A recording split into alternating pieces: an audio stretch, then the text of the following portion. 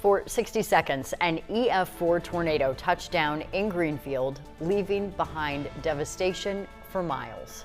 Today, rebuilding is still underway with some people's homes that were destroyed. They are still in need of being restored. WHO 13's Roger Riley spoke with a survivor still trying to figure out just what to do. Roger joins us now live from Greenfield. Yeah, Aaron, here in Greenfield, a lot of new homes sprung up all through the tornado's path. I did find one home that had not started construction, and there's uncertainty about when or if that will happen. Frank Carnes and his wife own another home here in town, and that's where they live. Now, Frank was planning to remodel this house when the storm hit. And your wife was out in that when it hit? No, she was upstairs. She was looking out the front window and started seeing stuff swirling around. It swept through north and east, and from where we were at, we could see the wind just a block or so south. Now, that's Frank Carnes. He said he hasn't been able to get his house rebuilt.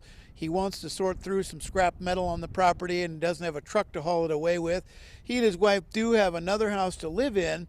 Now, Frank bought the damaged property here in 1976, and he really was going to remodel it. Now, as his neighbors are all constructing new houses, he still has orange fencing and around the former cellar of his house. It's a hole in the ground. He's not sure if he's able to rebuild this house.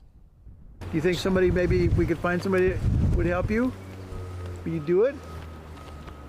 Oh, I suppose. I don't know. Without some heavy equipment and a place to haul it to and money to pay the landfill or whatever, and it all costs money. But so far, you've noticed around here all the homes are rebuilding. Kind of bothers you the fact that you're still here, right? Don't really bother me. But I do what I do, and they'll do what they do.